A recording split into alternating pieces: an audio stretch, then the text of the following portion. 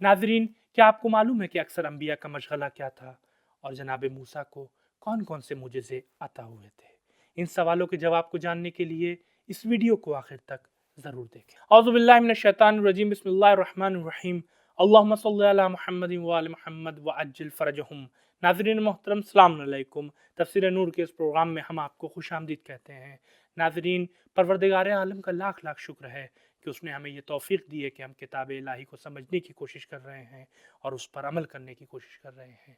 इंशाअल्लाह आज के इस एपिसोड में हम फिर कुछ नई आयतों की तफसीर के साथ आपकी खिदमत में दोबारा हाजिर हुए हैं। तो आइए चलते हैं आज के इस एपिसोड की पहली 5 आयतों की तफसीर को जानने के लिए पहले उनकी तिलावत और तर्जुमे को सुनते हैं। किताब अंज़लनाहु इलैका मुबारकुन लियद्दब्बरू आयातिही वलियतज़क्करा। बिस्मिल्लाहिर रहमानिर रहीम।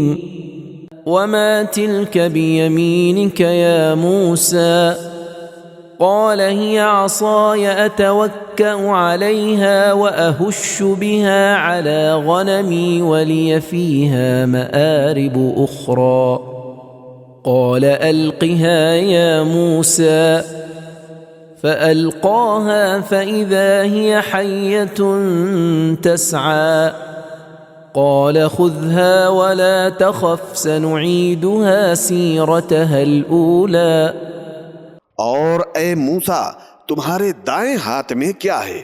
موسیٰ نے کہا، یہ عصا ہے جس سے میں سہارا لیتا ہوں اور اسی سے اپنی بکریوں کے لیے پتے توڑتا ہوں اور میرے لیے اس میں کئی اور فائدے بھی ہیں۔ فرمایا، اے موسیٰ، اسے پھینکو۔ پس موسیٰ نے اسے پھینکا تو وہ اچانک سانپ بن کر دوڑنے لگا۔ اللہ نے فرمایا، اسے پکڑ لو اور مت ڈرو، ہم اسے اس کی پہلی حالت پر پلٹا دیں گے۔ دوستو، ابھی آپ نے ان نورانی آیتوں کی تلاوت اور ترجمے کو سنا۔ اب آئیے ان کے نکات کی طرف چلتے ہیں۔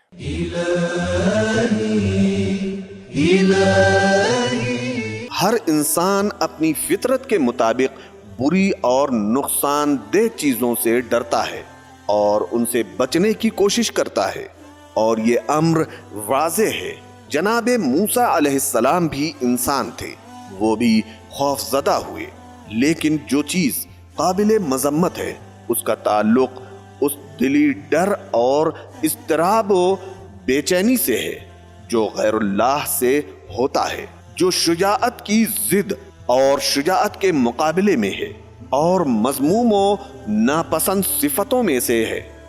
جناب موسیٰ علیہ السلام ان سے بہت دور تھے۔ شاید موسیٰ اس لیے خوف زدہ ہوئے ہوں کہ آپ نے القہا یعنی اسی رسی کو پھینکو، اللہ کے اس حکم کو فخلا نعلیک کے فرمان کی طرح محترم سمجھا تھا۔ جی ہاں، یہی آپ کا خوف زدہ ہونا دلیل ہے کہ یہ معجزہ تھا، ورنہ ایک جادوگر اس بات کو جانتا ہے کہ اس کے جادو کی کوئی حقیقت نہیں ہوتی، وہ اپنے جادو سے خوف زدہ نہیں ہوتا۔ اللہ تعالیٰ لاکھوں کروڑوں بے جان چیزوں کو جان عطا کرتا ہے، یا اس طرح لاکھوں کروڑوں جانداروں کو بے جان کر دیتا ہے۔ اس مقام پر اللہ نے بے جان عصا کو جان دے دی۔ جب اسے جناب موسیٰ نے پکڑا تو وہ دوبارہ عصا بن گیا۔ کیا اس ذات کے لیے یہ ممکن نہیں ہے کہ زندہ انسان کو موت سے ہمکنار کرے اور پھر دوبارہ اسے زندگی دے دے؟ اگر اللہ لکڑی پر نظر فرمائے وہ اژدہا بن جائے، تو اگر وہ ہم پر لطف نظر فرمائے تو پھر کیا کیا ہو سکتا ہے؟ اس کا نظر کردہ اگر تمام جادوگروں کے جادو کو نگل سکتا ہے، تو کیا اس کی نظر اگر ہمارے دلوں پر پڑے تو اس کے اندر پلنے والے سارے وسوسے ہمیشہ کے لیے ختم نہیں ہو سکتے؟ اس کام کی ابتدا ہی میں حضرت موسیٰ علیہ السلام کے ہاتھ پر 2 معجزے ظاہر ہوئے۔ ایک یہ کہ ان کا عصا اژدہا بنا، فَإِذَا هِيَ حَيَّةٌ تَسْعَىٰ، پھر آپ کے ہاتھ پر عصا بن گیا۔ سیرتہ الاولی۔ ان آیتوں کے اہم نکات کو جاننے کے بعد اب آئیے ان کے پیغامات پر روشنی ڈالتے ہیں۔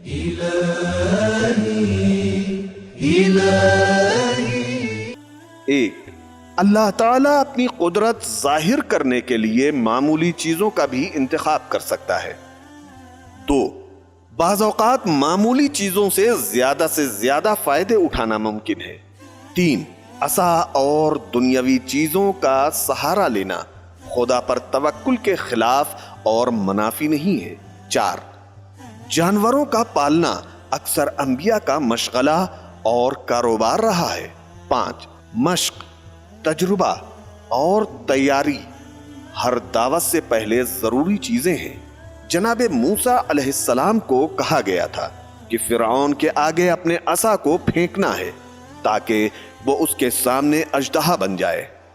اس لیے آپ کے لیے ضروری تھا کہ اس سے قبل آپ عصا کو اژدہا بنتا دیکھ لیں۔ ناظرین، الحمدللہ اب تک ہم نے سورہ طٰہٰ کی 21 آیتوں کی تفسیر کو جان لیا ہے، اور آج کے اس ایپیسوڈ کی آخری 3 آیتوں کی تفسیر کو جاننے کے لیے پہلے ان کی تلاوت اور ترجمے کو سنتے ہیں۔ واضمم يدك إلى جناحك تخرج بيضاء من غير سوء آية أخرى لنريك من آياتنا الكبرى اذهب إلى فرعون إنه طغى۔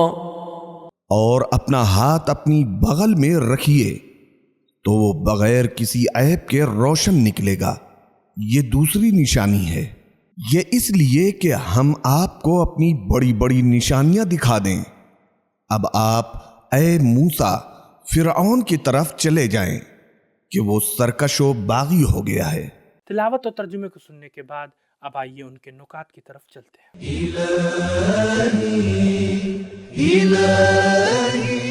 حضرت موسیٰ علیہ السلام کو جو دوسرا معجزہ عطا ہوا تھا وہ ید بیضا تھا۔ قرآن مجید نے اسے 3 طریقے سے بیان کیا ہے۔ ایک، اسلک یدک فی جیبک، دوسرا وادخل یدک فی جیبک۔ ایک اور آیت میں آیا ہے وَاضْمُمْ يَدَكَ إِلَى جَنَاحِكَ۔ اگر ان تینوں آیات کو جمع کر لیا جائے اور معنی کیا جائے تو ان سب کا معنی یہ ہوتا ہے کہ اپنے ہاتھ کو اپنے گریبان کے نیچے لے جاؤ اور اسے بغل تک لے آؤ۔ توریت میں روایت ہے کہ حضرت موسیٰ مرض برص میں گرفتار تھے، اس لیے ان کا ہاتھ سفید ہو گیا تھا، لیکن قرآن مجید کی یہ تعبیر من غیر سوء اس بات کی طرف اشارہ کرتی ہے کہ ان کے ہاتھ کی سفیدی نور تھا، نہ کہ کوئی بیماری۔ توریت میں تحریف ہوئی ہے، اس لیے اس میں ایسی باتیں پائی جاتی ہیں۔ ان آیات کے اہم نکات کو جاننے کے بعد اب آئیے دیکھتے ہیں کہ ان آیات میں ہمارے لیے کیا اہم پیغام بیان ہوئے ہیں۔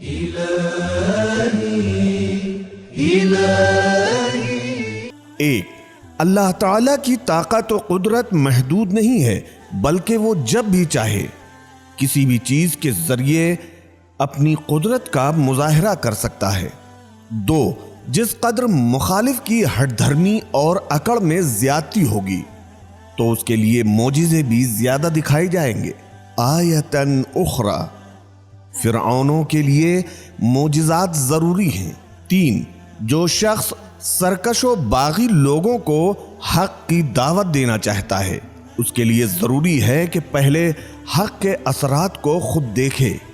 چار، انبیاء کے معجزے اللہ کی نشانیوں کا حصہ ہیں۔ پانچ، انبیاء کی پہلی ذمہ داری سرکش اور باغی لوگوں سے مقابلہ کرنا ہے۔ 6، ہمیشہ لوگوں کا انتظار مت کیجیے کہ وہ آپ کے پاس آئیں گے، کبھی کبھی ضروری ہوتا ہے کہ آپ ان کے پاس جائیں، کیونکہ انبیاء بھی حکمرانوں کی ہدایت کے لیے ان کے پاس چل کر گئے ہیں۔ 7، معاشرے کی اصلاح کے لیے فتنہ و فساد کی جڑ کو تلاش کرنا چاہیے۔ 8، دین سیاست سے جدا نہیں ہے، جناب موسیٰ نے حکومت کی اصلاح کے لیے حرکت کی۔ 9 طاغوت سے مقابلہ الہی حکم ہے، کوئی سیاسی نمائش نہیں ہے۔ 10 انکار کا سرچشمہ حق کے مقابلے میں بغاوت و سرکشی ہے۔ 11 فرعون کی سرکشی یہ تھی کہ اس نے رب اور پروردگار ہونے کا دعویٰ کر لیا تھا اور ہر طرف دہشت پھیلا دی تھی، لوگوں کو تقسیم کر رکھا تھا اور انہیں اپنا غلام بنا کر رکھا تھا۔ 12 جو لوگ چاہتے ہیں کہ طاغوت کا مقابلہ کریں تو انہیں چاہیے کہ ایمان لائیں، عبادت کریں اور اپنے آپ کو باطل کے مقابلے میں مضبوط سے مضبوط تر کریں۔ تو ناظرین، آج کے اس ایپیسوڈ سے ہمیں معلوم ہوا کہ انبیاء کی ذمہ داری سرکش لوگوں سے مقابلہ کرنا اور معاشرے کی اصلاح کرنا ہے۔ تو یہ تھا ہمارا آج کا پروگرام۔ انشاءاللہ کل پھر ملاقات ہوگی کچھ نئی آیتوں کی تفسیر کے ساتھ۔ تب تک کے لیے خدا حافظ، فی امان اللہ۔